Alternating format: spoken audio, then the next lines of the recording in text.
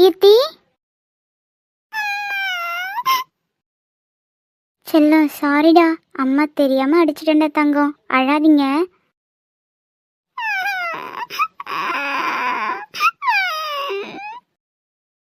அச்சோ தங்கம், அழாதடா. நீ தட்டை எட்டி உதச்சனால தானே அம்மா அடிச்சேன். அப்படி பண்ணக்கூடாதுல்ல, தப்பு தானே.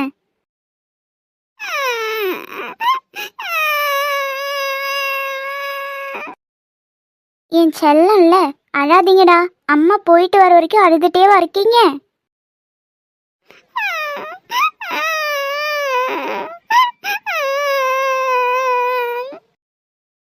சரி சரி, அழாதடா தங்கம், அம்மா இனி அடிக்க மாட்டேன் என்ன?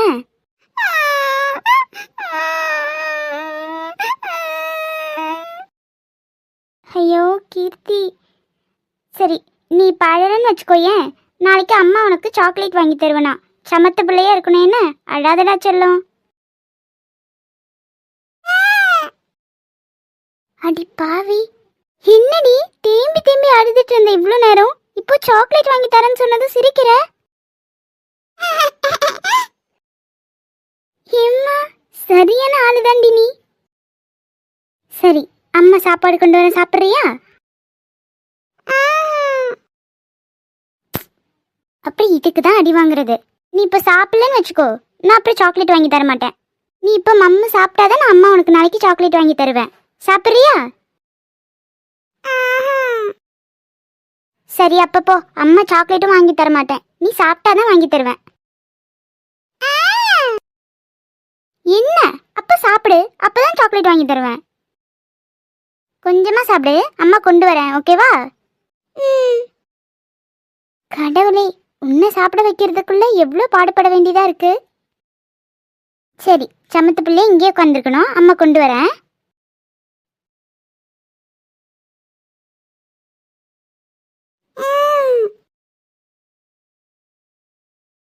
நல்ல பிள்ளை, இப்படிதான் ஒழுங்கா சாப்பிட்டு சமத்தா இருக்கணும், சரியா?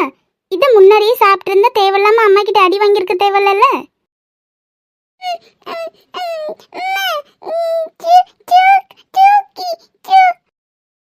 அதானே பார்த்தேன், அதை மறக்க மாட்டியே. அம்மா நாளைக்கு வாங்கி தரேன், ஓகேவா?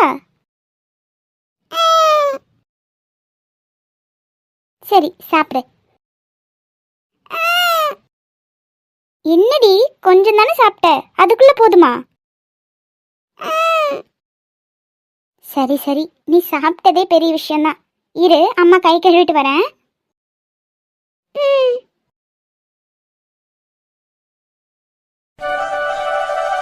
என்ன ரேணு, இன்னும் அந்த பிள்ளைங்க எழுந்திருக்கலையா? இல்லைம்மா, அங்கிருந்து டிராவல் பண்ணி வந்தது டயர்டா இருக்குன்னு நினைக்கிறேன், அதான் தூங்கிட்டே இருக்காளுங்க போல. சரி நானும் எழுப்பலை. நைட்டு சாப்பாடுக்காச்சும் எழுந்து சாப்பிட்டு படுக்கலாம்ல? ஆமாம்மா, எழுப்பணும். மணி இப்போ 7:30 தானே ஆகுது, 8 மணிக்கே எழுப்பிக்கலாம். சாயந்தரம்தான் பிள்ளைங்க ஊர்லேருந்து வந்திருக்காங்களேன்னு சொல்லி கொஞ்சம் தின்பண்டம் செஞ்சேன், எழுந்திரிச்சா கொடுக்கலான்னு பார்த்தேன், ஆனால் தூங்கிட்டே இருக்காங்க. ஒன்றும் பிரச்சனை இல்லைம்மா, இப்போ எழுந்திருப்பாளுங்கள்ல, அப்போ சாப்பிட்டு பாருங்க, விடுங்க. சரி, உனக்கு இப்போ சாப்பாடு எடுத்து வைக்கிட்டா, இல்லை அந்த பிள்ளைங்க கூட தான் செஞ்சு சாப்பிடுவியா? இல்லைம்மா, அவங்க எழுந்திரிக்கட்டும், நான் அவங்க கூட செஞ்சு சாப்பிட்டுக்கிறேன். ஏன்டி? என்னடி, ஏதோ உன் கூட படிச்சவளுங்களை கூட்டிட்டு வந்து வீட்டில் தங்க வச்சிருக்கியாமே? ஆமாத்த, என் ஃப்ரெண்ட்ஸ் வந்திருக்காங்க. ஆமாவா? என்னடி பழக்கம் இதெல்லாம்? ஏன் அவங்க வந்து இங்க தங்குறதுல உங்களுக்கு என்ன பிரச்சனை? என்ன, எனக்கு என்ன பிரச்சனையா? என்னடி வார்த்தைலாம் ஒரு மாதிரி தடிக்குது? தடிக்கவும் இல்லை துடிக்கவும் இல்லை, அவங்க இங்க வந்து தங்குறதுல உங்களுக்கு என்ன பிரச்சனைன்னு தான் நான் கேட்குறேன். எதேதோ என் வீட்டில் வந்து உட்காந்துக்கிட்டு நாட்டாம பண்ணி தெரியுது, அதுக்கே வடிச்சு கொட்டிக்கிட்டு பணிவிட செய்யும்போது என் புள்ள கூட படிக்கிற பிள்ளைங்க வந்து தங்குறதுல என்ன தப்பு? ஏய் என்னடி, யாருக்கிட்ட ஜாட பேச்சு பேசுற? யார் இங்க உட்காந்து ஓசியில தின்னுட்டு இருக்கா? வாயெல்லாம் நீளுது. இப்படி பேசுறதெல்லாம் என் தம்பிக்கு தெரிஞ்ச என்ன ஆகும் தெரியுமா? நான் பொதுவாக தான் சொன்னேன், உங்களுக்கு குத்துச்சுன்னா நான் என்ன பண்றது? என்னடி, உன் மக ஆடுற ஆட்டத்துக்குள்ள நீயும் தொட போற போல இருக்கு. இதெல்லாம் நல்லதே இல்லை, பாத்துக்க. இதெல்லாம் எங்க போய் முடியும் தெரியுமா? எங்க போய் முடிஞ்சாலும் அதை நாங்க பாத்துக்கிறோம். நீங்க உங்க வேலை என்னமோ அதை மட்டும் பாருங்க. எப்ப பாரு உன் புள்ள அதை பண்ணிட்டா இதை பண்ணிட்டா அவள நொட்டம் சொல்லிட்டு நிக்கிறதுலே தான் இருக்கீங்க. இங்க பாருங்க தம்பி, உங்க அம்மா பேசுறது சுத்தமா சரியில்லை, பாத்துக்கங்க. அம்மா அம்மா, யாராவது எங்கேயாவது வந்து தங்கிட்டு போறாங்க, நீ ஏமா வாயை கொடுக்குற? நீ வேற சும்மா இருடா. இவளுங்கள பத்தியெல்லாம் உனக்கு தெரியாது. இவளுங்களெல்லாம் இப்பயே அடக்கி வச்சாதான் உண்டு. இல்லைன்னா பின்னாடி என்னென்ன வேலையெல்லாம் செய்வாளுங்க தெரியுமா? வார்த்தையா அளந்து பேசுறது நல்லதுன்னு நினைக்கிறேன். தேவையில்லாம பேசிட்டு இருந்தா என்ன நடக்குன்னே தெரியாது சொல்லிட்டேன். என்னடி உண்மையை சொன்னா கொடையுதோ? இப்படிதானே இவளுக்கு முன்னாடி ஒருத்தவ பிறந்தாளே, அவளை ஆட விட்டீங்க.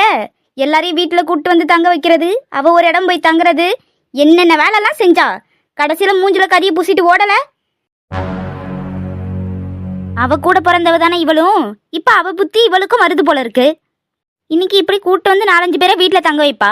அப்புறம் நாளைக்கு நான் ஒரு இடம் போய் தங்குறேன்னு சொல்லுவா. அப்புறம் ஒரே அடியா ஓடி போயிருவா அந்த ஓடுகாலி மாதிரி. இதான் நடக்க போகுது. அப்புறம் இதுங்க ரெண்டையும் பெத்ததுக்கு தலையில துண்டை போட்டுட்டு போக வேண்டியதான்.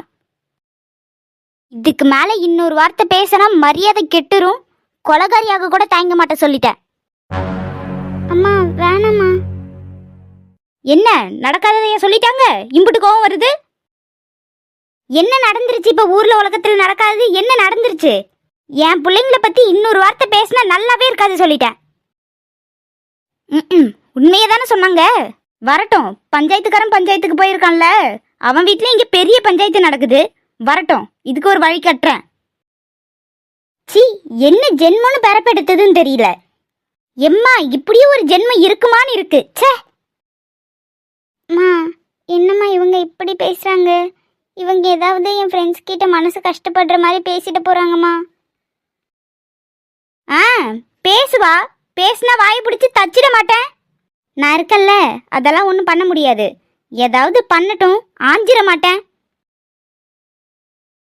நீ எழுந்து வந்து சாப்பிடுறேனோ, அந்த பிள்ளைங்களையும் எழுப்பி சாப்பாடு கொடு, அப்புறம் தூங்கட்டும்.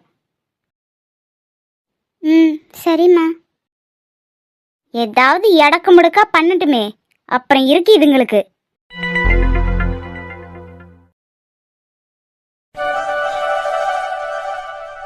பாவம் என் குழந்தை, எவன் மேல இருக்க கோபத்தையும் இவன் மேல காமிச்சிட்டேன். எனக்குன்னு இருக்கிறது இவ மட்டும்தான். நான் உயிர் வாழறதுக்கு ஆதாரமே இவ மட்டும்தான். இவகிட்ட போய் இப்படி நடந்துக்கிட்டோமே.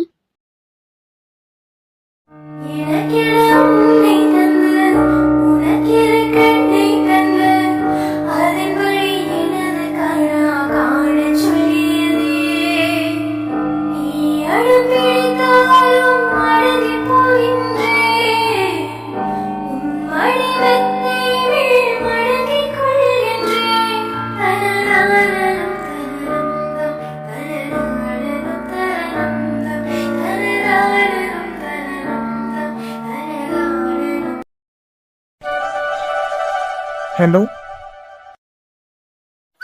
ஹலோ. என்னடி அதிசயமா இருக்கு? இனி கால் பண்ணவே மாட்டேன், வீட்டில் ஒரே ரஷ்ஷா இருக்கும் அப்படின்னு சொன்ன. இப்போ என்ன கால் பண்ணது தப்பா? சரி நான் போறேன், இனி உனக்கு கால் பண்ணவே மாட்டேன் பாரு. ஏய் இருடி சத்யா. இருக்கேன், சொல்லு. என்னடி எதுக்கு இவ்வளோ கோவப்படுற? நீ தானே சொன்ன இனி பேச முடியாது, வீட்டில் ரஷ்ஷா இருக்கும் ஃபங்க்ஷன்னு. அதனால தான் கேட்டேன், எல்லாரும் இருக்காங்களே எப்படி கால் பண்ணனு. இல்ல இல்ல, உனக்கு என்கிட்ட பேச பிடிக்கல போல, அதான் இப்படி கேட்க. ஓ, யாருக்கு? எனக்கு பேச பிடிக்கலையா? நீ எப்படி பேசுவேன்னு நான் இருக்கேன். நீ தான் சொன்ன என்னால பேச முடியாதுன்னு. ஆமா நான் தான் சொன்னேன், ஆனா இப்போ பேச டைம் கிடைச்சிச்சு, அதான் சரி பேசுவோமேன்னு பண்ணேன். சரிடி, டென்ஷன் ஆகாத. இப்ப எதுக்கு இவ்வளோ கோவப்படுற? விடு. நான் ஒன்னும் கோவப்படல. நான் கோவப்பட்டு நீ பாத்தியா?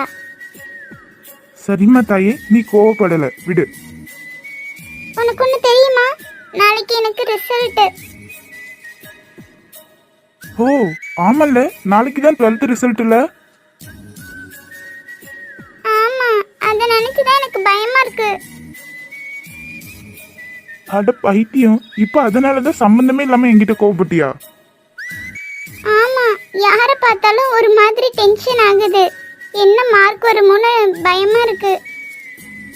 ஹே, நீ எக்ஸாம் நல்லா தானே பண்ணியிருக்க, நீ ஏன் பயப்படுற? நல்லா தான் பண்ணியிருக்கேன், இருந்தாலும் மார்க் கம்மியா வந்துருச்சுன்னா? ஹே, இப்ப இதுக்கு தான் பயந்துட்டு இருக்கியாடி? பைத்தியம் நீயானா?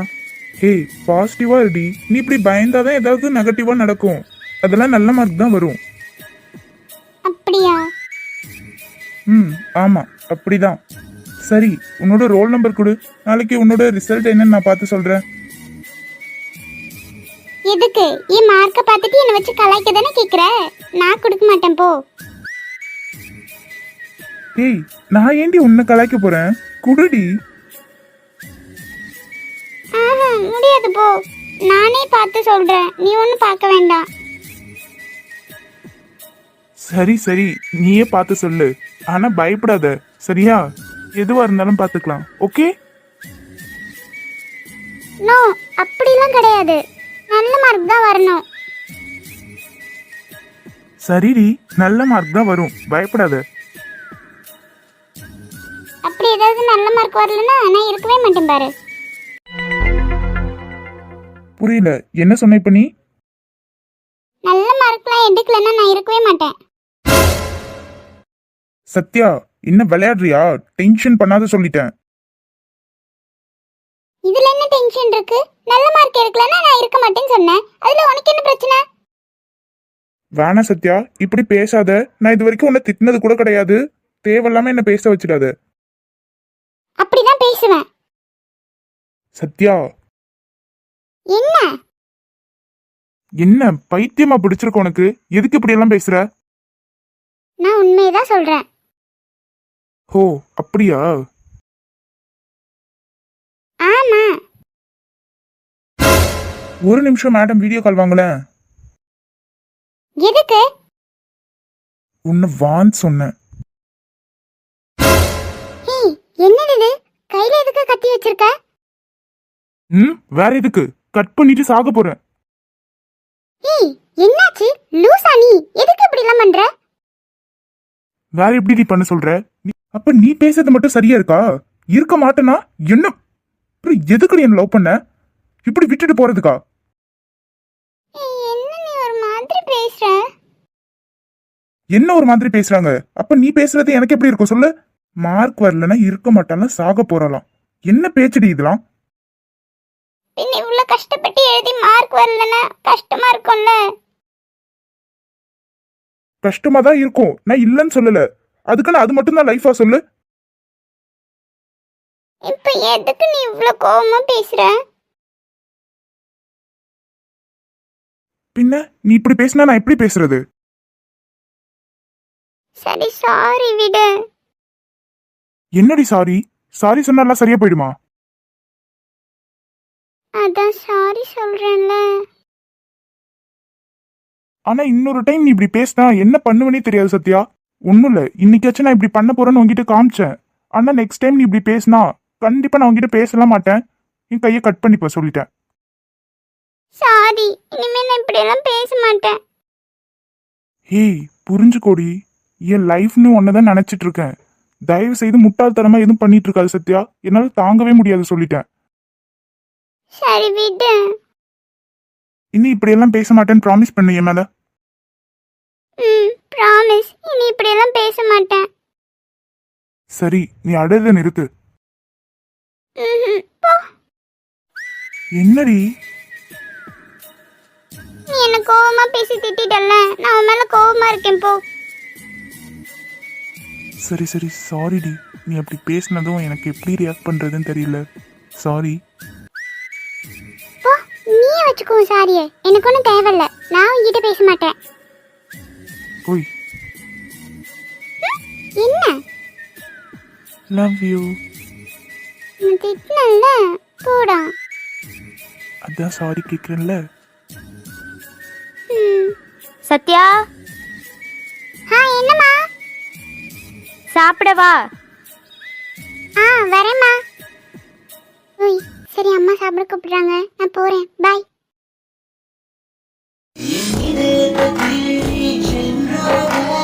மனசு